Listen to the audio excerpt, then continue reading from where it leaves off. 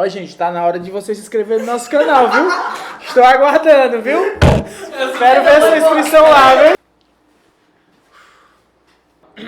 Eu falo todo o meu currículo ou não? Não sei o que, Você pode... Sim.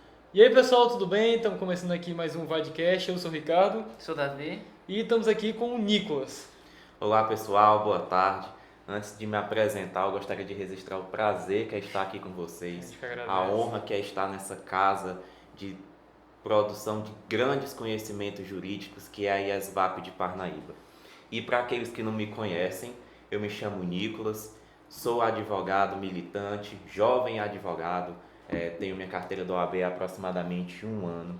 Mas antes de me tornar advogado em si, como vocês, obviamente, estudei Direito, fui acadêmico de Direito da Uninasal Parnaíba, continuo estudando, sou pós-graduando em Advocacia Civil pela Fundação do Ministério Público do Rio Grande do Sul, sou pós-graduando em Direito Civil e Processo Civil também pela Uninasal, fui diretor de Relações Institucionais do Centro Acadêmico de Direito da Uninasal, não sei se vocês fazem parte do Centro Acadêmico daqui, e atualmente exerço o cargo de vice-presidente da Comissão da Jovem Advocacia da OAB aqui de Parnaíba. Caramba. Bastante jovem. Legal, legal. Acho que você é o convidado mais novo que traz aqui, né, Davi? Mais novo e com currículo, né? É, bem Não, extenso é já. E às vezes as pessoas me perguntam, né, Nicolas, tu é tão novo, já é advogado? Porque quando eu digo que eu tenho 24 anos, né, eu peguei minha carteira da OAB, eu tinha 23 anos. E aí as pessoas dizem, 24 anos já é advogado? Eu digo, E a gente tem essa denominação de advogados que até o 5º ano de carteira a gente costuma chamar de jovem advogado, que é justamente o público que a gente trabalha na comissão do jovem advogado lá na OAB.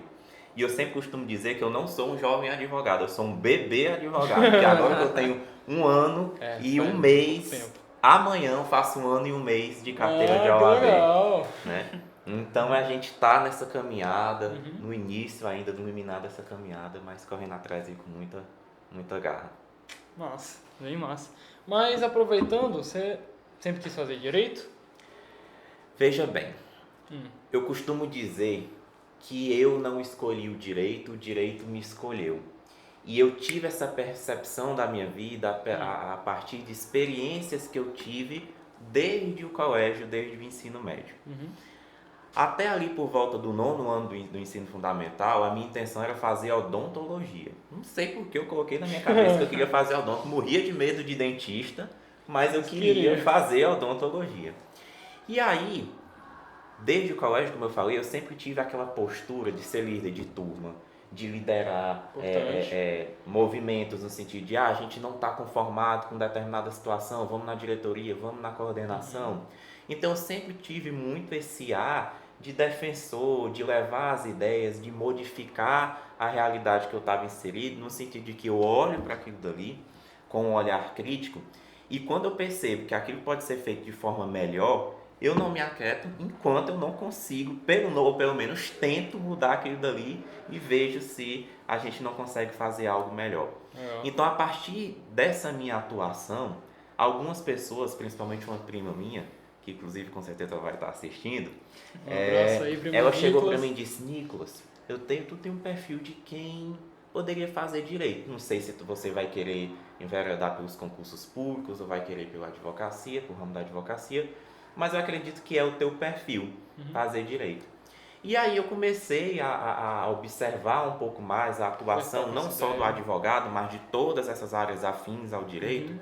E eu dizendo, cara, de fato eu tenho a ver com com esse curso, acho que dá certo. E aí, quando eu entrei no ensino médio, eu já entrei com essa visão de que sim, eu vou fazer direito. E eu entrei no curso de direito e cá estamos hoje, né? Mas de entrar no ensino médio com o curso decidido é muito importante. Tem gente que decide só no 3º ano. Eu decidi quando entrei. Eu decidi no 3º ano. Sim. Eu acompanhei vários colegas e tem inclusive o exemplo de um que ele tentou vários cursos durante o período em que ele esteve lá no limiar da faculdade. Enquanto eu estava começando a faculdade, a gente conversava, eu estou fazendo curso tal, estou fazendo curso tal. E de repente ele chega para fazer direito. Entendeu?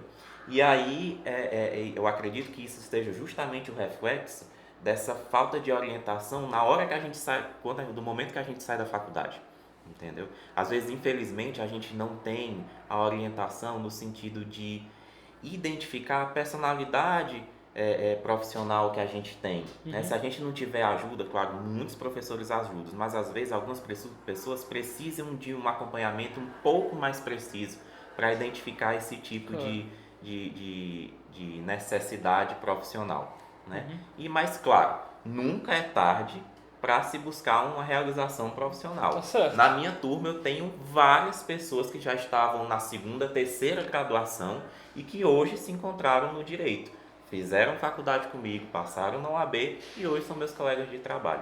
Então é como eu sempre digo, nunca é tarde para se buscar uma realização profissional. Quando você começou a fazer o curso, você já almejava chegar e construindo essa carreira, esse perfil que você tem hoje, ou foi algo se construindo naturalmente? Eu vou ser bem sincero contigo, foi algo bem natural, né? Se você me perguntasse há um ano atrás, Nicolas, você, por exemplo, imaginava em estar hoje na vice-presidência da Comissão da Jovem Advocacia? Nunca nem passou pela minha cabeça que um dia eu ia ter nem um o que cargo. é. Não, eu já sabia, porque eu já desempenhei vários, Verdade. já fui membro de comissão ainda enquanto acadêmico, eu fui membro de comissão da OAB. Então eu já conhecia mais ou menos os trabalhos institucionais da OAB.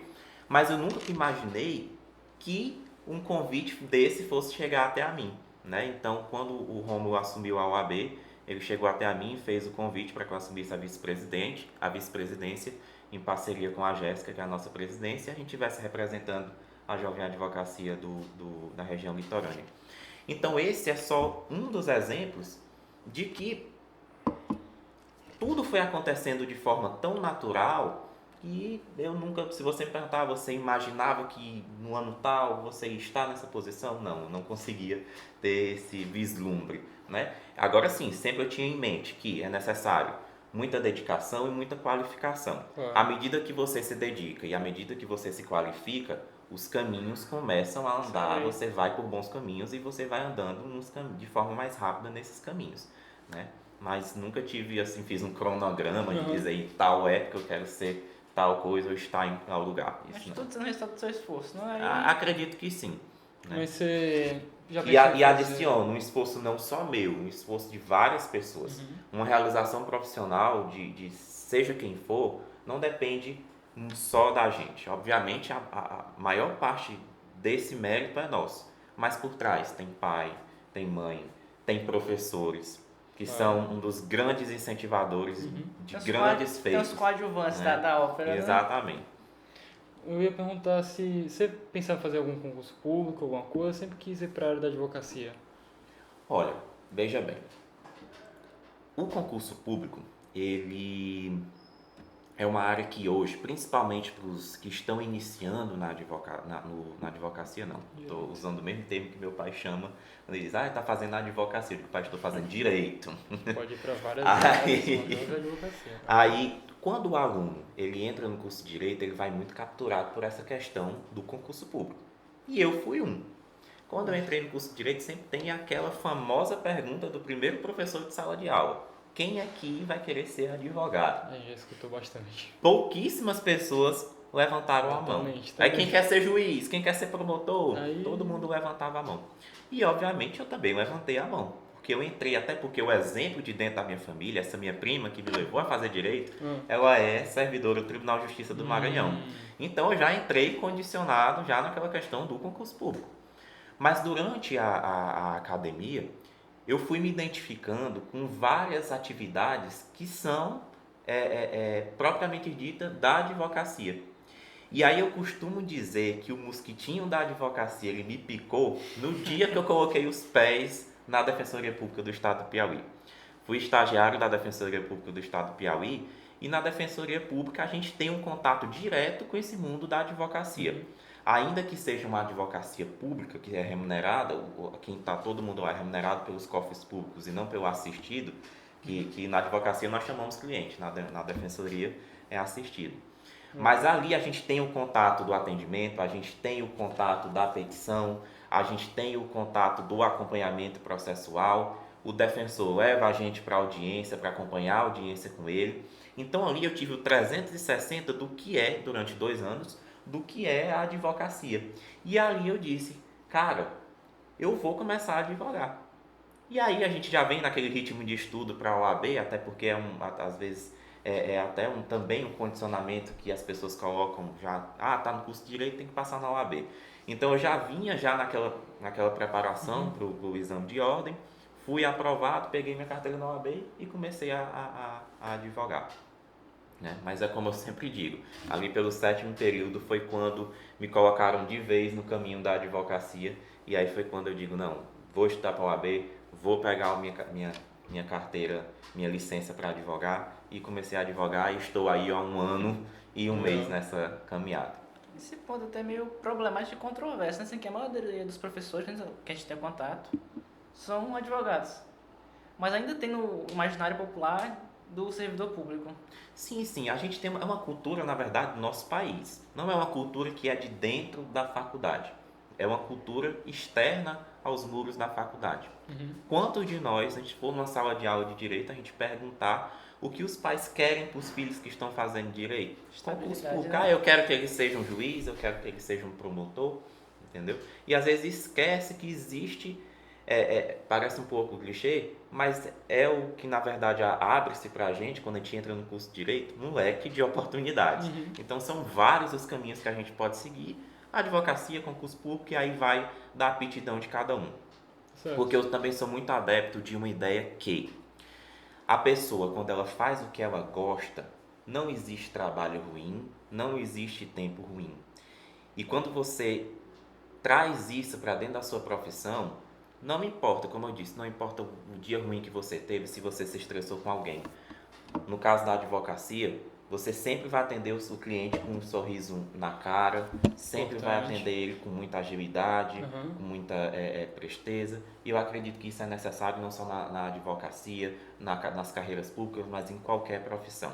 Quando você faz o que você gosta, não tem dia ruim, não tem tempo ruim, é aquilo dali e você sempre está com um sorriso no rosto para desempenhar os seus papéis. Tem uma pergunta? Tenho. Sobre o Comitê do Jovem Advogado, né, que você faz parte, você pode falar um pouco sobre ele, como é que funciona? Pronto. A Comissão do Jovem Advogado, ela é uma comissão que ela trabalha com um público alvo mais interno. O que eu estou querendo dizer com isso?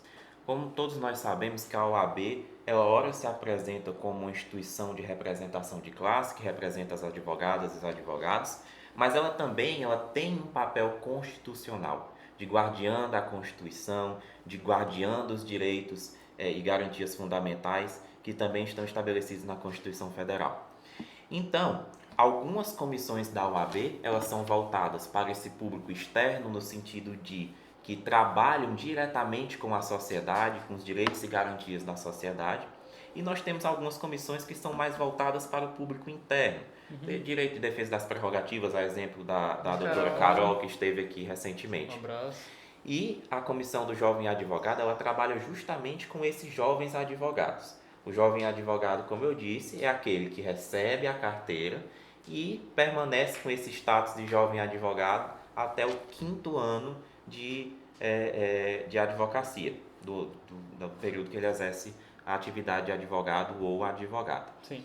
Então, a partir do momento, a gente sempre conversa muito a gente tem essa relação muito próxima com os presidentes de outras comissões, e aí quando eu converso com o presidente da comissão da OAB na universidade, estágio e exame de ordem, eu sempre digo, vocês seguram a mão do acadêmico até aqui, na aprovação do exame de ordem, mas a partir do momento que ele vai pedir a inscrição na OAB, já esse apoio de documentação, que são muitos documentos que a gente tem que juntar para dar entrada, a partir dali eles entregam a mão para a comissão do jovem advogado e a gente caminha com ele até o 5º ano.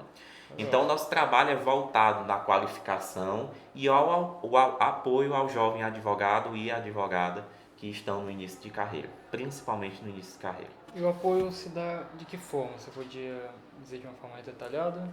Eu fiquei curioso. Vamos lá. Hoje nós desenvolvemos uma série de ações que visa não só inserir essas pessoas dentro da advocacia, como também prestar esse apoio no sentido de estar caminhando de fato ao lado deles, ouvindo as necessidades deles. Nós temos aqui em Parnaíba um projeto que se chama Boas-Vindas à Advocacia. Esse projeto ele ocorre no dia em que o compromissando ou a compromissanda vai receber a sua carteira da OAB. Então, se a solenidade está marcada para as 5 da tarde, a gente solicita que as pessoas que vão receber essa carteira cheguem às 4.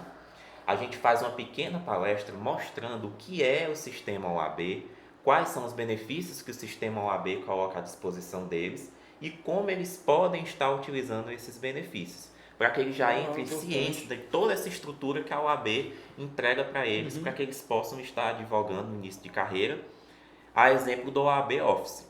Hoje, a pessoa que não tem condições de ter um escritório, principalmente no início de carreira, que a gente sabe que é muito difícil, você manter uma estrutura de um escritório é muito complicado, porque você tem que pagar aluguel, grandes, né? você tem que pagar aluguel, você tem que pagar água, você tem que comprar papel, dependendo da forma com que você desenrola, seja a sistemática do seu dia, você tem que contratar uma pessoa para ficar lá, porque às vezes você vai fazer uma audiência, mas o cliente está batendo na porta, aí você vai deixar o cliente embora. Então é algo é uma estrutura que demanda muito investimento. E no início de carreira, muitos jovens advogados não têm como bancar uma estrutura dessa. E a OAB ela oferece um escritório modelo completo à disposição não só da jovem advocacia, mas de todos os advogados. Lá no escritório, que aqui em Parnaíba fica lá na Presidente Vargas, na antiga sede da OAB, você tem cabine de atendimento, você tem computadores prontos para você peticionar com todos os drives e programas que os sistemas da justiça exigem. Você tem computadores também preparados para você fazer vídeo, conferências, no caso das audiências, que agora elas estão acontecendo 99% das vezes por vídeo chamada.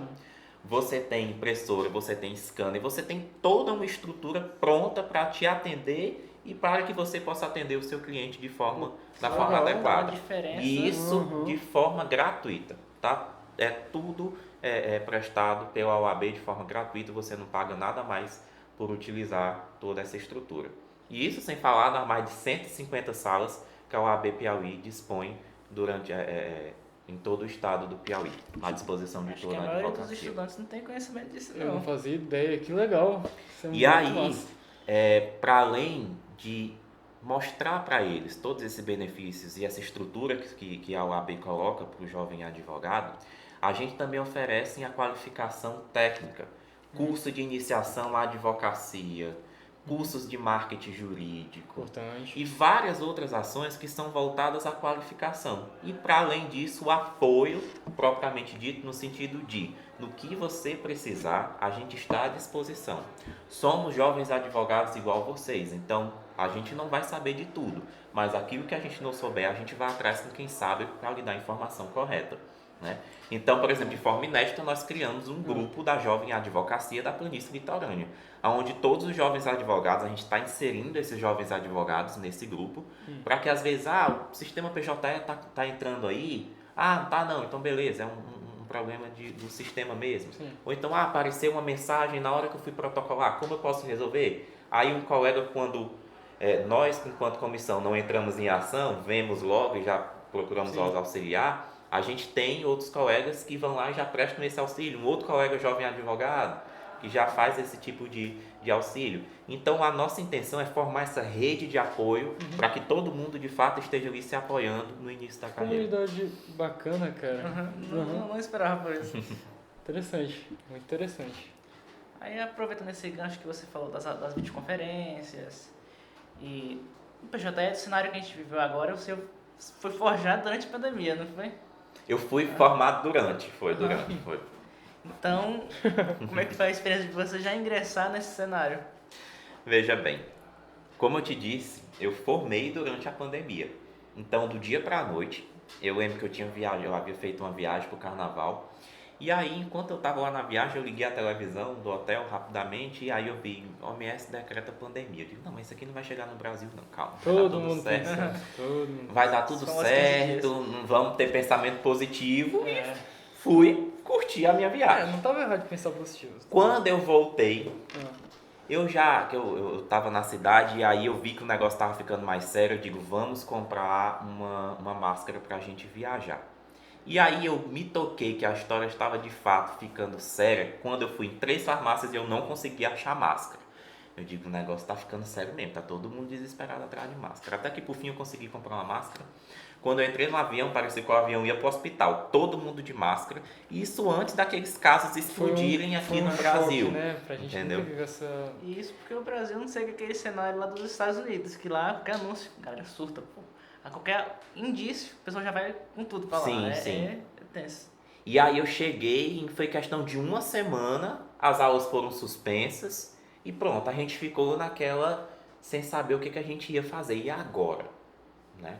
As aulas suspensas, como que a gente vai concluir? A gente estava iniciando o TCC, porque na minha grade curricular, na minha graduação, o TCC era no 9º período, então a gente estava começando a fazer o TCC. E aí a gente ficou, calma, vamos raciocinar o que a gente vai fazer. E aí a instituição colocou à disposição uma série de ferramentas, dentre elas o Teams, que eu acho que não sei se é a que vocês a utilizam, gente viveu bastante. que é a que a gente utiliza aqui. E aí a gente deu continuidade à nossa rotina acadêmica pela plataforma Teams. Então essa questão de às vezes você esquecer a câmera ligada, você esquecer o microfone ligado, a gente já foi tendo esse estágio de como lidar com esse tipo de videoconferência, que é o mesmo que é utilizado hoje nas audiências, a gente já foi tendo esse estágio já na faculdade. Então quando eu entrei na advocacia em si, a gente já estava dentro dessa ideia do que a gente tem hoje de juízo 100% digital. Foi até interessante pra você, né? Porque meio que você já foi se preparando e tudo. Porque isso é uma coisa que a gente já bateu com outros convidados, que pra alguém que já tinha mais de, sei lá, 40 anos de advocacia, fazia tudo manual, ter que se deslocar pro online foi muito complicado. PJ em si já foi muito sofrido Uhum. pra maioria. O PJL Outra realidade. o PJL é um sistema que ele te ajuda muito, mas quando ele resolve atrapalhar a tua Ele vida, consegue também, ele né? consegue atrapalhar a tua vida e te tirar do sério. Né? Às vezes eu passo a tarde inteira assistindo vídeo no YouTube de como consertar um simples bugzinho na hora de protocolar e eu não dou conta, eu ligo pro suporte da OAB, eu digo, pelo amor de Deus, me socorre, entra no computador de forma remota e arruma isso aqui porque eu já tentei de todo jeito e eu não consegui. Né?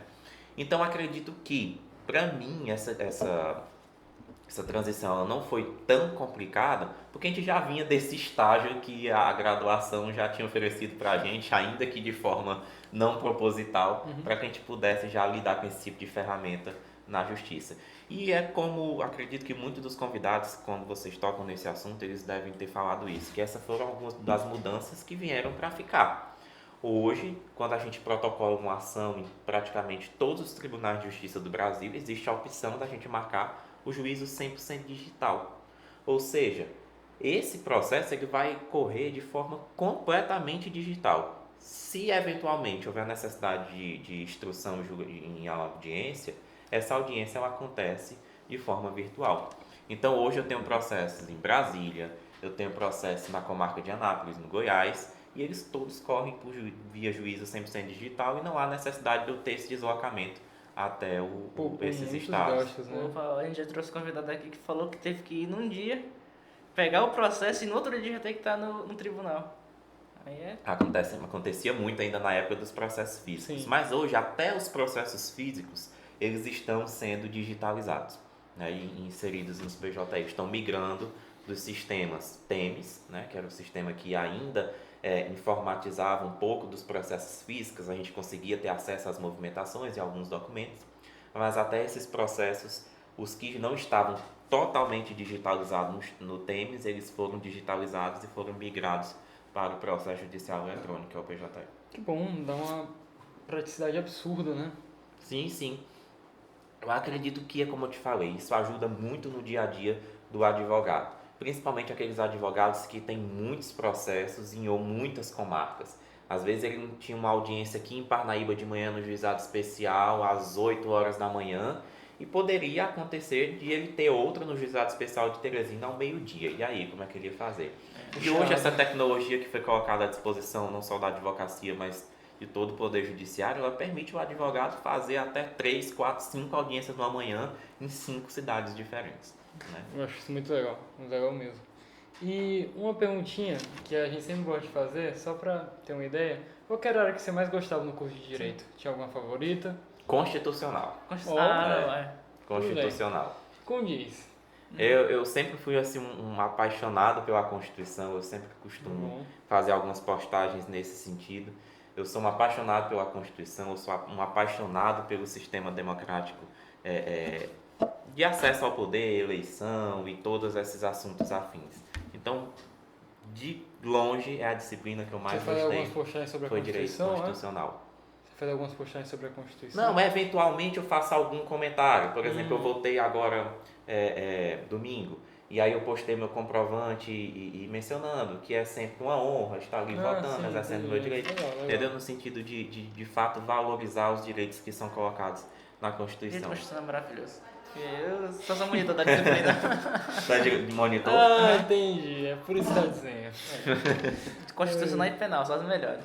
Por incrível que Não, pareça, mas- mesmo eu gostando de Constitucional, eu agora não consigo lembrar que o motivo de eu nunca ter assumido uma monitoria de Constitucional.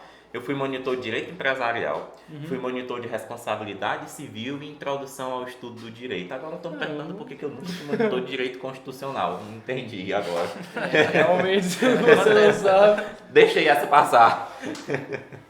Aproveitando esse gancho aí que você falou da faculdade, tu falou que já tinha uma certa relação com a OAB ainda durante o curso, não foi? Sim, Como sim. é que foi esse Veja bem, o regimento, o regulamento geral das subcomissões, no caso agora a comissão, a gente teve essa mudança de nomenclatura, ela permite que os estudantes, a partir de determinado período, salvo engano, é o 7º período, porque teve uma mudança agora regimental, ele permite que esses estudantes passem a frequentar essas reuniões e participar do dia a dia dessas comissões como membros, né?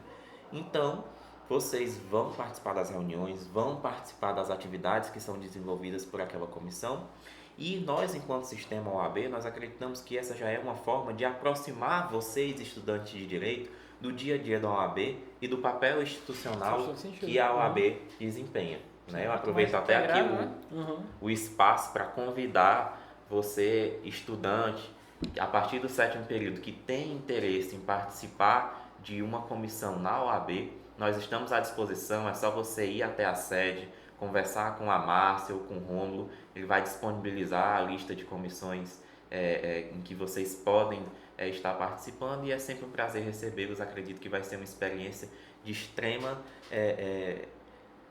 valor para o currículo acadêmico de vocês, até porque depois vocês recebem uma portaria com a nomeação, então fica como comprovação de que vocês de fato exerceram aquela atividade, aquela função junto à comissão da OAB, a comissão que você escolher. Tá vendo aí, pessoal? Não perde essa oportunidade. Tem mais um ponto que você quer entrar? Essa área do trabalho, coisa do tipo? Não, Tudo bem. enquanto não. Fugiu da memória, mas... Aproveitando que a gente já falou bastante sobre essa área do trabalho, sobre as suas funções, o que você gosta de fazer fora disso? O que você gosta de fazer para relaxar? Olha, o que eu mais gosto de fazer é viajar. Bom. A gente sabe, esse hobby é um hobby muito caro, então a gente não faz com frequência, né? Mas assim, eu sempre gosto de, mesmo que seja para lugar aqui pertinho, né? Vou ali no Maranhão, como a gente costuma dizer, que tem uns banhos ótimos, então pega o carro, vai ali no Maranhão, desligar um pouco das coisas, ou então ir à praia, ficar um pouco também desligado dessa rotina do dia a dia. Eu acredito que um dos meus maiores hobbies seja justamente viajar. Mas tem outra coisa que não tem nada a ver com a advocacia ou com as funções que eu desempenho, mas que eu também sou um apaixonado, é por aviação. Aviação? Então eu sempre gosto de estar ali acompanhando aqueles canais do YouTube que explica aquele relatório de acidentes aéreos, ou então aquelas curiosidades, aviões e músicas, aéreo por trás da aviação. Eu vou acompanhando todos aqueles vlogs, né?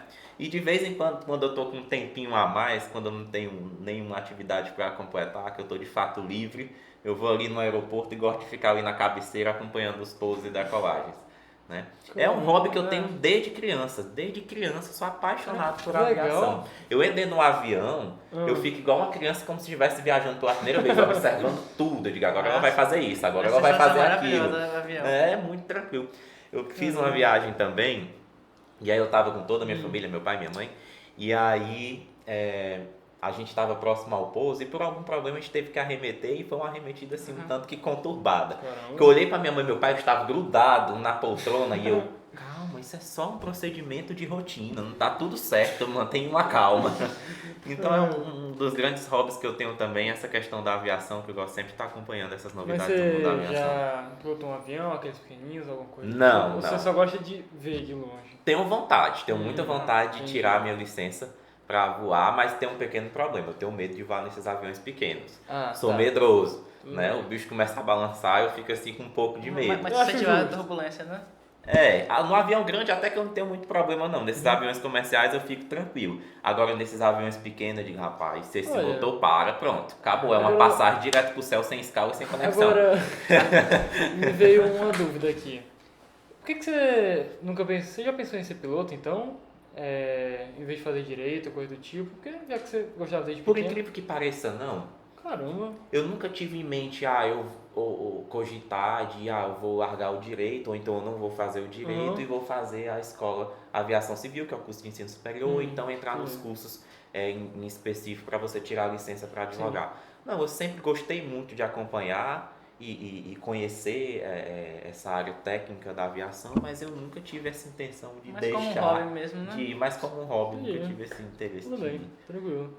voar profissionalmente, Mas a não. aviação, eu já tive esse sonho também. Mas ser piloto mesmo, mas... Não dá Entendi. certo, não. Achei bem, como eu posso dizer, exótico de certa forma. Eu nunca tinha visto. E eu fiquei assim acompanhando, eu seguindo essas páginas também de aviação no Instagram, e aí eu conheci uma história de um comissário de bordo, que era comissário de bordo e advogado.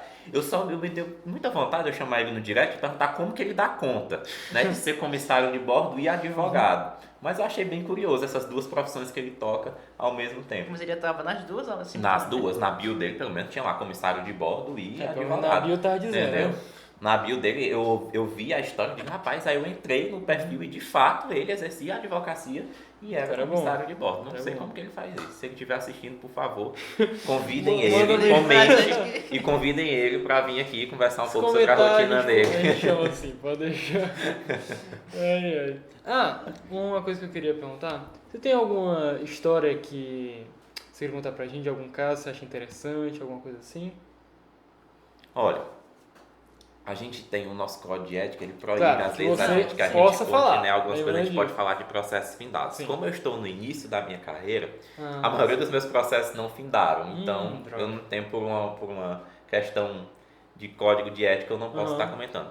Mas assim, durante o meu estágio na Defensoria Pública eu tive várias situações e que me fizeram refletir e chegar à conclusão que de fato era uma área que eu gostava muito e que eu era apaixonado pelo que eu fazia, até porque eu sempre enxergo o operador do direito, não só o advogado, mas também todos os que estão envolvidos nesse meio processual, como alguém que pode transformar a vida de outra pessoa.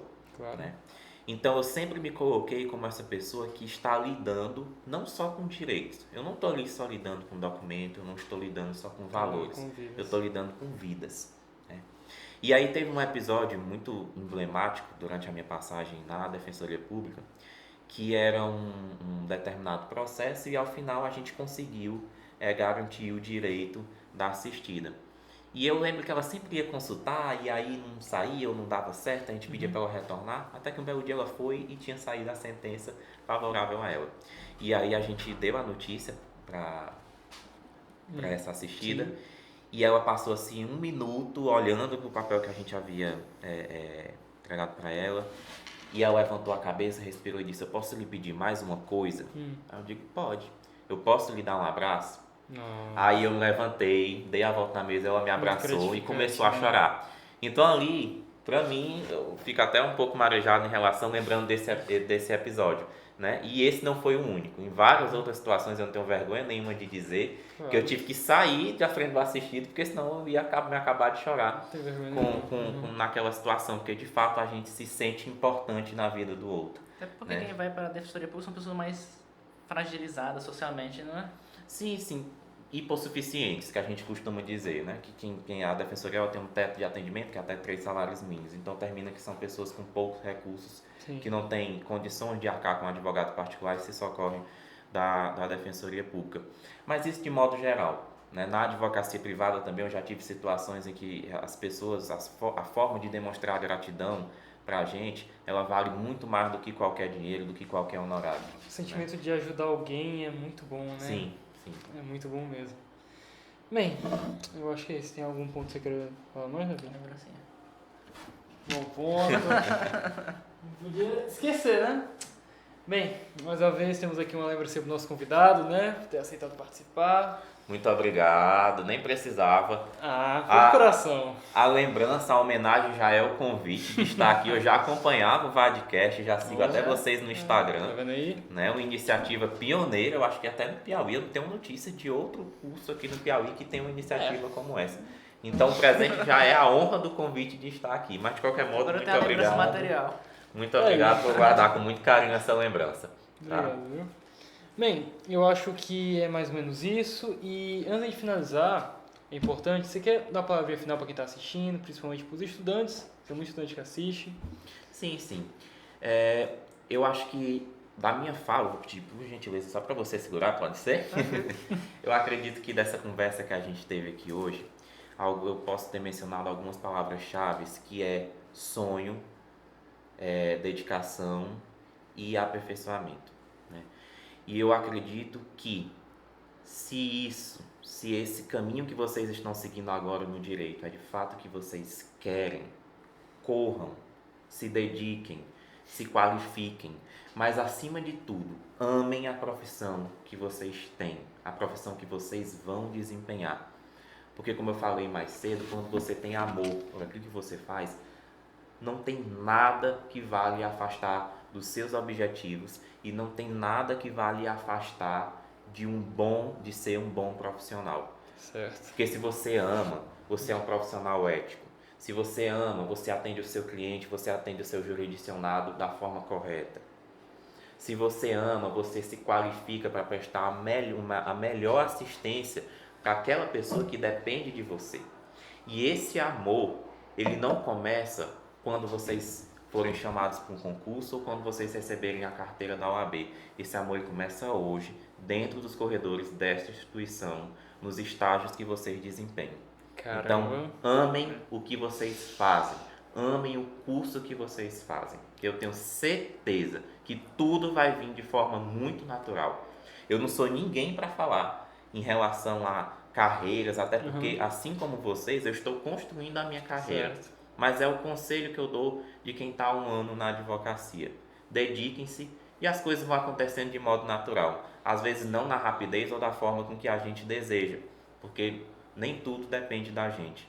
Mas se a gente faz o nosso papel, muito daquilo que nós sonhamos se torna realidade. E o mais importante de tudo, sonhem. Quem sonha não realiza. Para você realizar, você tem que sonhar. Tirem da mente aquela ideia de quem sonha é um lunático. Não. Pessoas que fizeram grandes feitos no mundo, se você parar para ver a biografia dela, foram pessoas que sonharam altos e que em muitos momentos foram tidos como doidos, como loucos.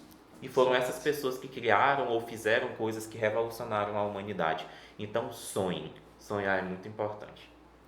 Tem uma expressão que você me lembrou agora, é cabeça nas nuvens e os pés no chão. Exatamente. Boa. Cabeça nas nuvens com o sonho lá em cima, mas nunca esqueçam de fato ter o pé no chão naquilo que é necessário que seja feito para que vocês possam galgar os sonhos de vocês. Nós possamos galgar os nossos sonhos, né? Tá, essa aí foi muito bonita. E, bem, pessoal, a gente vai ficando por aqui esse podcast. Espero que vocês tenham gostado. Tivemos aqui o Nicolas como participante hoje. Lembre sempre de curtir. Comentar. E compartilhar. Pronto, acabou. Já tô pegando aqui o jeito do podcast. Pronto, tá ótimo. Bem, vai ficando por aqui então. Tchau, pessoal. Espero que tenham gostado. Tchau, tchau. Até breve.